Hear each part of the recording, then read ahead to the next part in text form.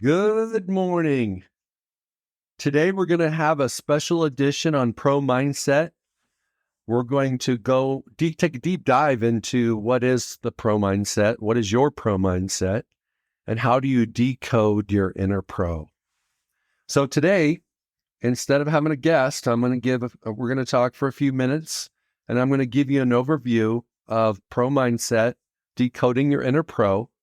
I'm going to take one aspect of decoding your inner pro and take a deep dive.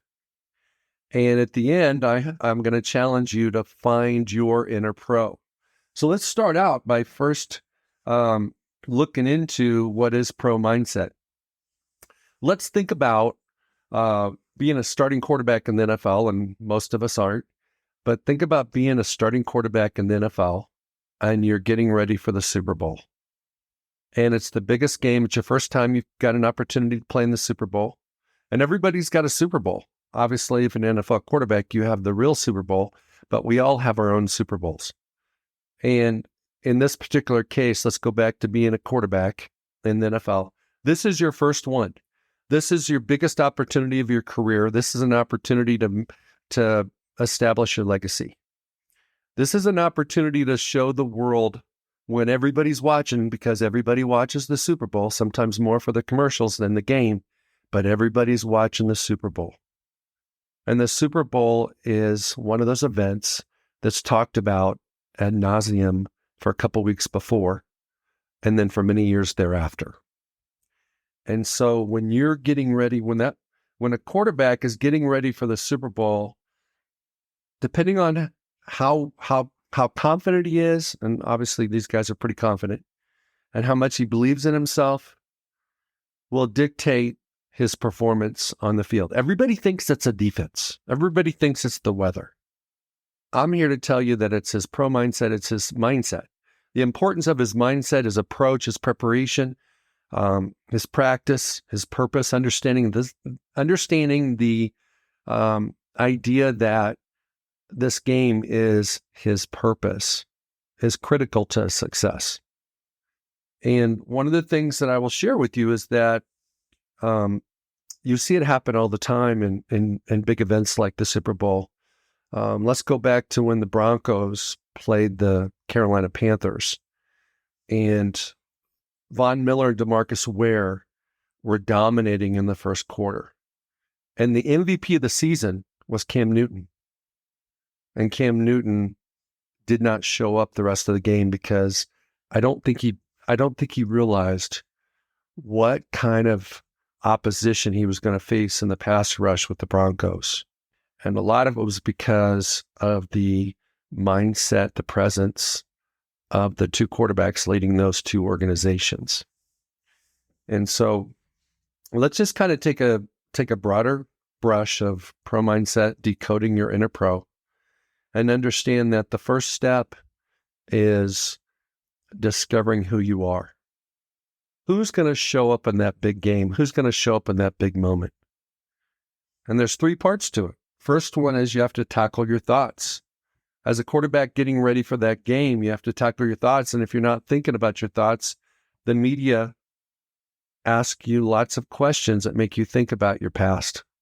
Think about your previous successes, your previous failures, your previous rejections. And in those moments is when you realize that you have doubt, you have fears, and perhaps even some feelings of unworthiness, things that might hold you back. And so the question that I ask you is, when a quarterback has an opportunity to play in the Super Bowl, can he be his best in that biggest moment? And can you be your best in your biggest moments? Could be a job interview. Could be a entrance exam for a particular school, professional school. Could be passing the boards to be able to practice medicine, law, something like that. Can you be your best in your biggest moments? The Super Bowl is a big moment. And the idea of tackling your thoughts becomes really real when it's for you, when it happens to you. And for these quarterbacks, if they've had previous failures, maybe they lost a conference championship game, maybe it was their fault, maybe they threw the interception, the pick six, maybe they, in a critical moment, had a big fumble, strip sack fumble or something of that nature.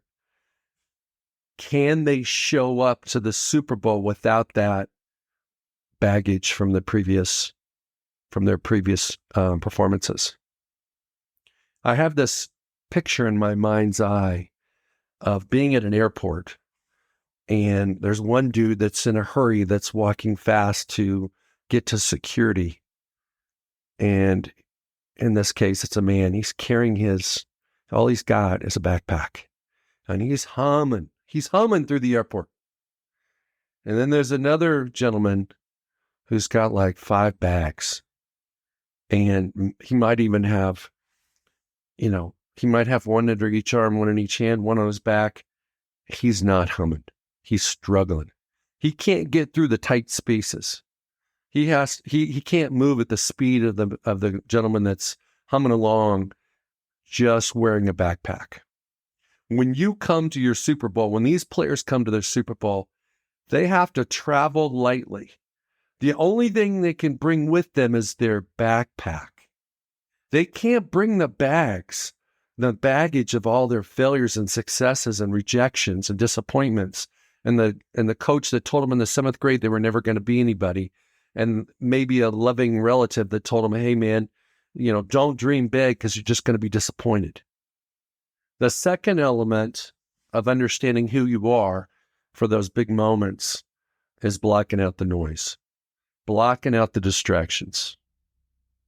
And when you're getting ready for your Super Bowl, when a player's getting ready for a Super Bowl, there's no other week during their career when they're going to have more distractions, more interruptions, more external stimuli, and more external influences. They even have media day getting ready for the Super Bowl so that people from all over the world can come and interview these players before their big game. I've been to that event, and it's chaos. It's not even organized chaos. It's craziness. Can a quarterback show up at the Super Bowl with peace and calmness and not allow the distractions to interrupt their routine, interrupt their preparation, interrupt their normal mojo that they use and they do every week to get ready for in this particular case, the Super Bowl? And then the third element of understanding who you are is writing your story. And there's 2 rights. One is WRITE. Write your story. A quarterback gets to write a big part of his story by how he performs in the Super Bowl. And he gets to write, RIGHT, his story by overcoming the adversities that he's faced up to that point. And so what you'll find is that for NFL quarterbacks, one of the biggest telltale signs of their legacy is how they do in the Super Bowl. Tom Brady is unquestioned. He's the unquestioned GOAT in the NFL. It's no surprise that he's won more Super Bowls, sometimes 3 times more than most guys that are in the Hall of Fame. In fact, there are very few quarterbacks. I believe you can check this out, I believe there's 36 quarterbacks in the NFL Hall of Fame in Canton, Ohio. And 30 of them have been in a Super Bowl. And that means only 6 haven't been. And so those 6 are guys that had fantastic careers, but just for whatever reason were on a bad team and never made it to the Super Bowl. In fact, it's very hard to be a Super Bowl quarterback and not be a Hall of Famer. But there are a few. I'm going to name a couple of them. Brad Johnson with Tampa Bay Buccaneers. He was the game manager for the Buccaneers when they had a stellar defense. Same thing with Trent Dilfer in Baltimore. So there's been some guys, the same thing with Jim McMahon back in 1985 with the Chicago Bears. It was Refrigerator Perry in that group that I don't even know, their defense set records. They set standards that never will be met again, especially as the NFL offenses have evolved. The rules have changed to favor the offenses. But it was the Chicago Bears defense that got him to the Super Bowl and won him the Super Bowl. And so Jim McMahon is a Super Bowl winner, but he's not in the Hall of Fame. And so we all get to ask ourselves, what is our legacy? What is our big moment? And do we have a pro mindset in those moments?